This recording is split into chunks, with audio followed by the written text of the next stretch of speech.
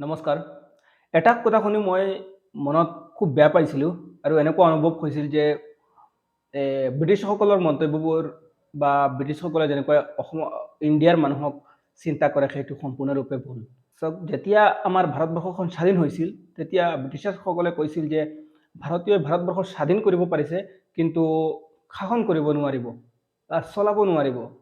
কিন্তু আজি যিটো আমাৰ দেশত হৈ আছে বা আমাৰ অসমত হৈ আছে তাক দেখি মোৰ এনেকুৱা অনুভৱ হয় যে ব্ৰিটিছসকল তেতিয়াও বহুত মেচিউৰ আছিলে আৰু আজিৰ দিনটোতো বহুত মেচিউৰ হ'ল। চাওক, আজি আমি এতিয়াৰ দিনত 2022 বৰ্ষত হিন্দু মুছলিম মিয়া এইবিলাক লৈ ব্যস্ত হৈ আছোঁ। কিন্তু ব্ৰিটিছ মানুহসকলে বা ইউনাইটেড কিংডমত চাওক, সিহঁতে এটা সময়ত যদিও পৃথিৱীখন ৰাজত্ব কৰিছিল কিন্তু আজিৰ দিনটোত সিহঁতৰ শাসনভাৰ সিহঁতৰ দেশৰ স্বাৰ্থত সিহঁতৰ অৰ্থনীতিৰ স্বাৰ্থত আমাৰ এজন ভাৰতীয় মূলৰ মানুহৰ হাতত দিবলৈ বাধ্য হৈছে বা দিব পাৰিছে।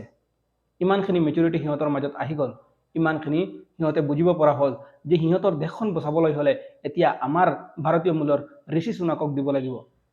ঋষি সুনাকে হ'ল এইজন ব্যক্তি যিজন ব্যক্তি সিহঁতৰ দেশৰ অৰ্থনীতি চম্ভালিব পাৰিব আৰু সিহঁতক আৰ্থিকভাৱে সবল কৰি দেশখনক উন্নত কৰিব পাৰিব। সেই কথাটো চিন্তা কৰি সিহঁতে দেশৰ কথা চিন্তা কৰি আজি সিহঁতে সিহঁতৰ দেশখন আমাৰ ভাৰতীয় মূলৰ এজন মানুহৰ হাতত চম্ভাই দিবলৈ বাধ্য হৈছে আৰু দিব পাৰিছে। গতিকে ইয়াৰ পৰা সিহঁতৰ মেচুৰিটিটো আমি ভালকৈ বুজিব পাৰিছোঁ। কিন্তু ৰাইজ, আজি আমাৰ অসমত বা আমাৰ ভাৰতবৰ্ষত চাওক, আমি এতিয়াও অসমীয়া মিয়া এইবিলাক লৈ ব্যস্ত হৈ আছোঁ।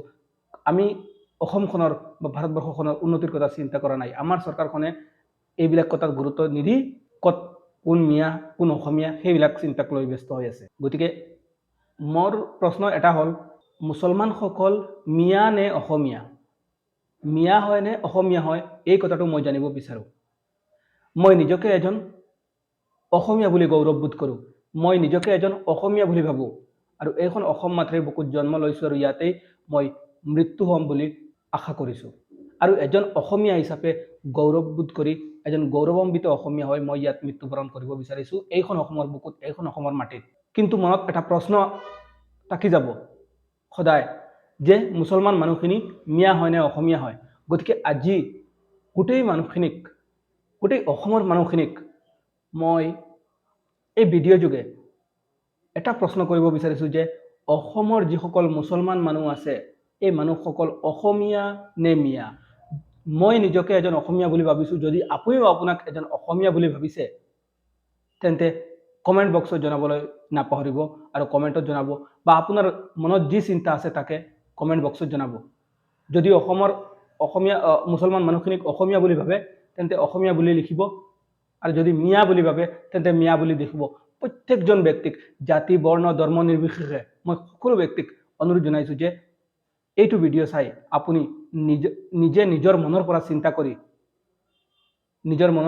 কৰি খালি জনাব যে আপুনি অসমৰ মুছলমান মানুহখিনিক মিয়া বুলি ভাবে নে অসমীয়া বুলি ভাবে। এই প্ৰশ্নটো মোৰ মনত বহুত দিনৰ পৰা আছে। গতিকে আজি এই প্ৰশ্নটো মনৰ পৰা শেষ কৰিব বিচাৰিছোঁ। আপুনি লাগিলে যিকোনো ধৰ্মৰেই নহওক কিয়, মই ভাবোঁ অসমত বসবাস কৰা সকলো মানুহ অসমীয়া। গতিকে আপুনি যদি অসমীয়া ভাবে তেন্তে অসমীয়া বুলি লিখিব আৰু যদি মিয়া বুলি ভাবে তেন্তে মিয়া বুলি লিখিব। আৰু মনত ৰাখিব, মই এইটো কথাও জনাই দিব বিচাৰিছোঁ যে যদি অসমৰ মুছলমান মানুহখিনি অসমীয়া হয় তেন্তে মিয়া শব্দটো যাতে বেন কৰিব লাগে, যাতে কোনেও মিয়া শব্দটো ব্যৱহাৰ কৰি যাতে ৰাজনীতি কৰিব নোৱাৰে।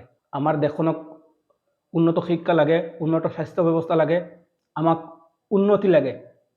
আমাক মিয়া বুলি বিতৰ্কিত এখন সমাজ নালাগে। অসমৰ প্ৰত্যেকজন ব্যক্তিক এজন সুনাগৰিক হিচাপে গঢ় দিবৰ কাৰণে আমাক এটা উন্নত শিক্ষা ব্যৱস্থা লাগে। এইবিলাক বস্তুত আমি গুৰুত্ব আৰোপ কৰাৰ দৰকাৰ। গতিকে এনেকুৱা ধৰণৰ এখন উন্নত সমাজ যাতে গঢ় লৈ উঠে তাৰ কথা আশা ৰাখি আজিৰ ভিডিঅ'টো ইমানতে সামৰিছোঁ। যদি ভাল পায় বা মোৰ দৰে আপুনিও যদি চিন্তা কৰে মুছলমান মানুহখিনি অসমীয়া নে মিয়া তেন্তে কমেণ্ট বক্সত জনাব আৰু এই ভিডিঅ'টো প্ৰত্যেককে শ্বেয়াৰ কৰি দিব যাতে প্ৰত্যেকে নিজৰ ৰায়টো কমেণ্ট বক্সত জনাব পাৰে। আৰু যিটো ৰায় বেছি আহিব সেইটোৰ বিষয়েও পৰৱৰ্তী এটা ভিডিঅ'ত আপোনালোকক জনাম বুলি আশা ৰাখিছোঁ। গতিকে যদি ফেচবুক পেজত চাই আছে তেন্তে আমাৰ পেজটো ফ'ল' কৰক আৰু যদি ইউটিউবত চাই আছে তেন্তে অনুগ্ৰহ কৰি আমাৰ চেনেলটো ছাবস্ক্ৰাইব কৰিব। ধন্যবাদ। জয় অসম।